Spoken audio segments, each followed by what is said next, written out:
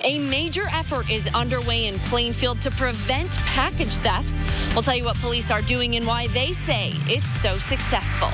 Local pastors are stepping outside of the pulpit to intervene when it comes to gun violence. Just ahead, we'll tell you what they're up to. It's back. Sunshine today, hardly a cloud in the sky. We'll talk about how long that lasts and when a dramatic cool down will arrive. This is RTV6 News at 5, working for you. Good evening. We begin tonight with the new crackdown to stop crooks before they strike this holiday season. Yeah, during this time of the year, police departments say package thefts tend to spike. One local police department is taking a creative approach to combat the crime. Working for you, RTV6's Megan Sanctorum shows you how the Porch Pirate Patrols program works and how we can learn from it to protect our deliveries. The decorations are up and the gifts are being dropped off. As holiday deliveries ramp up, so do thefts. My cousin was sending me a package of some homemade Christmas goodies. But William Lass says he never got them. Someone swiped the package from his front porch before he could get to it. To lose that and a personal Christmas card, it's just aggravating. So now, Plainfield police are going undercover to tackle the trend, and they say it's all hands on deck. Everyone in the department is patrolling, including detectives and the chief and assistant chiefs. Everyone who has an unmarked vehicle is out. Police say they started this program last year as a trial run, but it was so successful, they decided to bring it back again this holiday season. Realized very quickly that we only had one unsolved theft last year. Officers watch for cars that appear to be following delivery trucks and going from one neighborhood to the next. Usually it's contagious. It's not just one. It's you'll have multiple in the same neighborhood or across town in the same day. So Lass says he's glad Plainfield police are cracking down. While many online orders can be replaced, he says other deliveries may be one of a kind. Oh, to me it hurts even more because this is something that somebody made for me. I'm not a big one on the dollar amount of a Christmas present is important. It's the thought behind it. Working for you, Megan Sanctorum, RTV6. Oh, Plainfield police also recommend tracking your deliveries. If you can't be home when the package is scheduled to be dropped off, you can call a friend or neighbor to pick it up. A local business on Indianapolis' east side is also stepping up to prevent porch package thefts. The owner of Coal Yard Coffee is telling neighbors to use the cafe's address for package deliveries. Any boxes can safely be put in storage there until you're able to come pick them up. The owner says she knows package theft is an ongoing issue, so this is one way they're working to help people in their neighborhood. Doesn't cost us a thing. I mean, we're open here. We're here. We'll hold them for you. You can come pick them up. That way, it just kind of reduces the frustration and the heartbreak during the holidays. The owner of Coal Yard Coffee says she offered this to the neighborhood last year as well, and about 5 people had their packages delivered there. She's hoping to help even more community members this year. The fight to get guns off Indianapolis streets is ramping up. In fact, this weekend, local pastors are leading the charge and calling for a ceasefire. That's right, drop the guns. Troy Washington is working for you to explain the latest effort to cut down on gun violence. We got to work together to do it. Pastor Wayne Moore says once the gun smoke clears and tragedy and destruction is left behind, there's no going back. They don't understand really that once you shoot somebody and have a homicide, that's final. But when you can have conversation, you can always work things out. By they, he means people picking up and pulling out a gun to sort out problems. They don't know how to talk it out. Once that trigger is pulled and that bullet leaves the chamber, if the gun is in the wrong hands, that usually spells out trouble. Moore, along with the Baptist Ministers Alliance and Concerned Clergy of Indianapolis, are working with police to buy back the guns that aren't wanted or being used, because they know a gun left lying around can easily fall into the wrong hands. It changes lives forever. Deandra Dykes knows better than most what that feels like. My son DeAndre was shot. It was a stray bullet. So Dre was attending a birthday party on the far west side, and a stray bullet flew through a window and hit my son. That is the smile of a fighter. He survived, but he can no longer walk or talk. Saturday's event is aimed towards preventing the pain this mother won't ever escape. It hurts. I don't think there's any other way to put it except it hurts. Even when it's not you, you know the pain, it's familiar pain. And to know that yet again another family has joined this awful club. A club the buyback could keep families out of. Working for you, Troy Washington, RTV6. And in less than an hour, Moms Demand Action is partnering with other organizations to hold a candlelight vigil for gun violence victims. It starts at 6 p.m. in the Arts Garden at Circle Center Mall. And the gun buyback event will be held from noon to 5 on Saturday at Messiah Baptist Church. It's located at 5640 East 38th Street. The Southport High School boys basketball team is back in the state tournament tonight, but their coach won't be with them. Today, the IHSAA announced a compromise after penalizing the team last month because of a recruitment violation involving a foreign student. The initial penalty barred the team from the state tournament, marked the student in question ineligible, and imposed a 2-game suspension for head coach Eric Brand. Southport High School and Perry Township Schools appealed the decision last week. There was supposed to be a hearing today, but before that happened, the IHSAA said based on new information, the team can compete in the tournament. But Coach Brand is suspended from January through the end of the season, including the tournament. Gone but never forgotten, Purdue University students are carrying on the legacy of fellow student Tyler Trent, who died nearly a year ago. Today, students involved in a community service project presented a check for $5,000 to the Purdue University Center for Cancer Research in memory of Tyler, a Purdue student and superfan who died January 1st from a rare type of bone cancer. The students donated the money raised from a concession stand they operated at Purdue's 7 home football games. The money goes to the Tyler Trent Cancer Research Endowment. Well, that was earlier today on the Purdue campus, and right now they're getting ready for tonight's big basketball game, a rematch of last year's NCAA Tournament Elite 8 contest between Purdue and Virginia. Sports Director Dave First joining us live from Mackey Arena tonight. Hey, Dave. Yeah, we're here nice and early. This is the annual Big Ten ACC Challenge. Just last night, Indiana, in a thriller, defeated Florida State. This one here, Purdue taking on Virginia. As you mentioned, it's a rematch of that Elite 8 game played earlier in March. T-shirt game as well. Everybody in attendance gets one of these. So Mackey will be wild, should be tonight. Let's flash back, though, and talk about a little revenge, perhaps, for the Boilers. March 30th, down at the KFC Yum Center in Louisville. Matt Painter trying to get this program back to the Final Four for the first time in 38 years. What a bizarre finish. Still bizarre to look back on this thing. Ty Jerome misses the free throw. Somehow, Mamadi Diakate with the catch and shoot with just 0.8 of a second left, sending that game into overtime. Virginia went on to defeat Purdue 80-75. Tell you what, though, that team has lost a bunch of players since then. Purdue has lost a bunch of players this year. This is a much different game tonight, and the Boilers are trying to find themselves after a loss to Florida State just last weekend. I'm not doubting our guys' effort. I think our guys are getting better at playing hard. I think they're getting better at trying to help each other when things don't go the right way. So I think we're pulling the rope in the right direction. I think that's a huge positive. I think they're trying hard to rebound. I think they're trying hard to scrap for things, and that competitive spirit is good. I don't think it's great, but it's going in the right direction. And when you have that, then you have hope. So a big game here tonight, and Colts are back at it as well. They got a big game Sunday down in Tampa. T.Y. Hilton sat out practice today. So did cornerback Kenny Moore. T.Y., by the way, he might be done for the season. Not definitive yet, but we're keeping an eye on it. So tonight at News at 6. Think about this. Colts and Bucks brings back images of the Monday Night Miracle from back in 2003. It's a stroll down memory lane with both Peyton Manning and Mike Vanderjagt in our Sports Extra Spotlight. Again, it's only on 6 tonight during the news at 6 o'clock. A lot going on tonight. By the way, you think these TV broadcasts, our friends at ESPN are televising this game here tonight at 7:15. You think these broadcasts just happen? See that camera way on top of the shot clock? Folks were here at 7 in the morning putting this thing together. They've been here all day getting the cameras ready, getting the talent ready. Our buddy Dan Dockich, friend of the show, he's the color analyst for tonight's game as well. Purdue, Virginia. Big game, big rematch as well. Much more at 6 for now. Dave First reporting live from Mackey Arena, RTV6 Sports.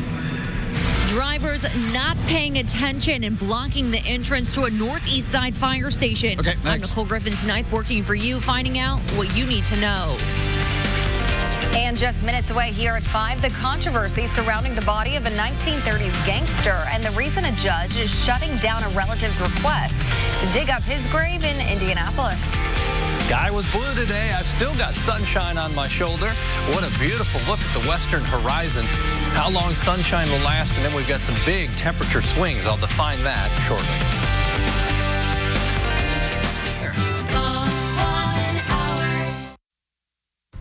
Welcome back. A victory for Indianapolis's Crown Hill Cemetery in the case involving the body of famed 1930s gangster John Dillinger. Today, a judge ruled in favor of Crown Hill, saying it does not have to allow Dillinger's relatives the right to exhume his body under current law. This back-and-forth struggle between cemetery management and Dillinger's nephew has been going on for months. The nephew was pushing to exhume the body to confirm the true identity. Today, the judge cited a law which says the cemetery does not have to give a valid or rational reason to deny any request for disinterment. Crown Hill fought the push to exhume the body, saying it needed to protect the safety, integrity, and, quote, peaceful tranquility of the families it serves.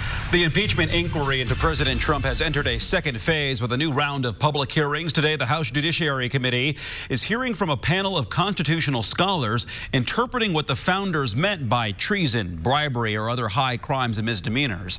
ABC's Serena Marshall has the latest from the nation's capital. Two arguments hitting at the heart of the impeachment debate. If Congress fails to impeach here, then the impeachment process has lost all meaning.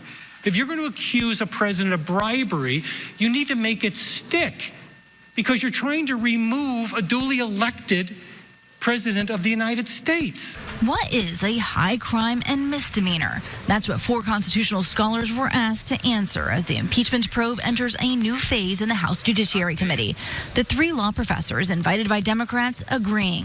President Trump has abused his office by corruptly soliciting President Volodymyr Zelensky of Ukraine to announce investigations of his political rivals. Soliciting itself is the impeachable offense. And a single legal scholar for Republicans echoing GOP sentiment that the process followed by Democrats was flawed. His call was anything but perfect. This is not how you impeach an American president. That has not been explained to me why you want to set the record for the fastest impeachment.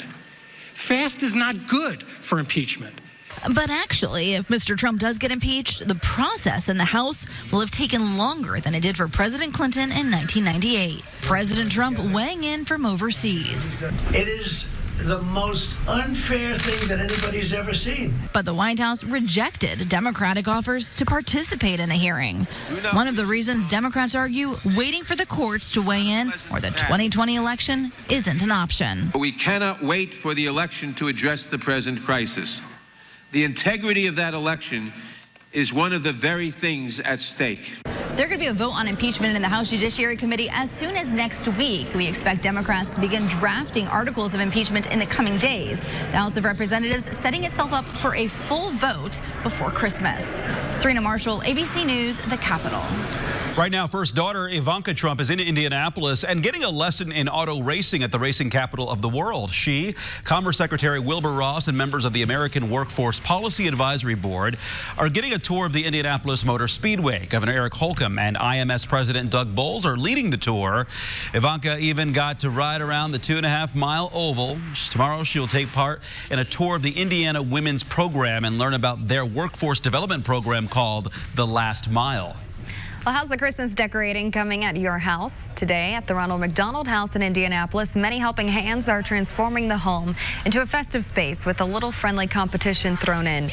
Volunteers from 14 companies that support the house during the year are taking part in a tree decorating contest as part of Deck the House. Those who attend tomorrow's open house can vote on the best tree. Everyone is invited to the open house to learn about the Home Away for Home for families with sick children. Come see what we do. Come learn about what we do. We are here. We're a respite for families while their children are in the hospital. And a majority of our families are at Raleigh Children's Hospital. And so we're here. We provide food and comfort and beds for families to stay, again, while they're away from home. It's especially tough during the holidays. Tomorrow's open house is from 4 to 6. Again, everyone is invited to check it out and vote on your favorite tree. The Ronald McDonald House is located at 435 Limestone Street, which is just off West Michigan Street on the IUPUI campus. Took a ride up to Lafayette today for a story I'm working on. Gorgeous day for a drive. Blue skies. Did you see Dave up there? 2 ships in the night. There you go. Yeah. So Dave's in Mackey Arena, big game. And yeah, sunshine all the way, right? Yeah, beautiful. Nice. Sunglasses necessary. Finally, we had our our breakout day as far as that is concerned. Remember, I mentioned just a little bit ago, we'll have big temperature swings. More on that in a second. We're on the upswing tomorrow as temperatures will be right at 50 degrees. We're down just a little bit, then come back up early next week. It's this climb that sets the stage for the big noticeable drop next week. We're talking about a high Monday of 52. This is the high Wednesday of 22 degrees. Indications are this is kind of just a short burst or blast of cold air. Then we'll start to back out of that a little bit. But just so it doesn't catch you by surprise next week, may have a little light snow showers in the transition from mild to very cold. It's 45 right now in Indianapolis. We made it to 48 for the afternoon high, and the wind has been the story, right? We've had gusts 30 miles per hour. The wind will calm down. The sun is setting now. That's usually one of the things that will start to calm the atmosphere a bit. Our winds will drop to 15 miles per hour or less through the evening hours. Monument Circle, big day tomorrow for the 6 Shines On Toy Drive. Hope to see you down there. Say hello to Bella. She's relaxed and looking beautiful. Oh, hey, Bella. Now, I knitted that for her. You got some skills and talent. I'm impressed, Kevin. Believe me, it wouldn't have worked if I did that. But Bella, thanks for joining us this evening. Deanna Messer sent in the picture. You can send your dog's picture to me as well. Kevin.Gregory@WRTV.com, and I'll take your dog for a walk during the forecast. What a pleasure to go for a walk this evening. Temperatures coming down into the 30s. Morning drive, dry in the morning. The afternoon, evening drive will be dry as well. Temperatures right around 30 degrees. Forecast on Monument Circle tomorrow. Temperatures by noon at 43, so close to 50 degrees. One thing on the circle is you're in the shade even early in the afternoon just because of the tall buildings despite the sunshine. All you have to do is drive on Monument Circle. We'll meet you at your car. If you have a toy or a cash donation, that would be wonderfully appreciated. Temperatures Thursday, upper 40s to, in some cases, maybe low 50s in Bloomington. I want to show you tomorrow night into what will be Friday morning. Chance for some very light showers over the southern half of the state. Not expecting anything heavy. Then they'll move out of the picture as we get through the morning and early afternoon on Friday, and we'll be back to some late day peaks at the sun. Friday's temperatures are a little bit cooler. As we get to Saturday, temperatures will back off a little more. Those are the 2 cooler days in the forecast. Sunshine at 42 Saturday. Rain chances increase Sunday, but they're most likely Sunday night and Monday. That comes with the push of warmer air on Monday before the bottom drops out Tuesday and Wednesday. Here it is in one easy to understand format. You just stare at it for a second. The cold air is on the far right, the mild air right in the middle. Sunday and Monday, the 2 warmest days in the forecast. That rain Monday may mix with or change to snow Tuesday as the temperature just... You better just enjoy it. Goes like in the 50s. I think I'm starting to feel sick by Monday and Tuesday. Oh, you've been warned. You've been warned there. Ooh. Thanks, Kevin, for that. Well, 'tis the season for the concert announcements and tickets that would provide great Christmas gifts. Another big one announced today. Maroon 5 will be performing at Ruoff Music Center in Noblesville on Sunday, June 14th. Special guest will be Meghan Trainor. She's about to release her 3rd studio album next month. Tickets go on sale Friday, December 13th at livenation.com. And Garth Brooks is adding another stop on his stadium tour, and it's close by in Cincinnati. You may remember he held the first concert ever at Notre Dame Stadium last fall, and he'll be at Paul Brown Stadium on Saturday, May 16th. Tickets go on sale Friday, December 13th at 10 a.m. Tickets are just under $95, all inclusive. There is an 8-ticket limit, though. Well, talk about energy efficient, the shocking explanation behind the natural power source that lights this tree. We will be right back. Weekdays from 4:30 to 7. Welcome back. A big reminder, Monument Circle is the place to be tomorrow for our big toy drive collection for the 6 Shines On Toy Drive. We will be out there from 6 a.m. to 6:30 p.m. You don't even have to get out of your car. We will come to you. We are accepting toys for all ages or cash donations that will be used to shop for toys. Come out and see us, and thank you in advance. For a list of other drop-off opportunities, go to theindychannel.com and look for the 6 Shines On Toy Drive logo. I'll be out there tomorrow. You'll be out there for a little bit. That's right. So Kevin will. Looking forward to seeing you, the whole team, right? It will be great. Hey, this next story might just shock you. An electric eel in Tennessee is actually powering Christmas lights. What? Yeah. The eel named Miguel Watson has his own Twitter account, so you can actually see his work at the Tennessee Aquarium in Chattanooga. Just watch the Christmas tree when it lights up. That's because a burst of electricity came from Miguel. A special system connected to his tank allows his shocks to power the tree lights. He releases low volts of electricity when he's trying to find food. That translates to a rapid dim blinking of the lights. When he's actually eating or excited, he emits higher voltage shocks, which cause bigger flashes. Very cool and energy efficient. Look at that, a pet that gives back. Probably a lot better than all those cables I have all over my house. Right, exactly. Just use the eel. Thanks, Miguel, for that. Hey, coming up all new at 6 o'clock here, an emotional plea from a mother. Her message for the community after her teenage son was shot several times. What other parents need to hear. But first on the Now Indy, a big donation that will no doubt save lives by giving police officers in one community a critical tool. You're watching RTV6. We'll be right back after this break.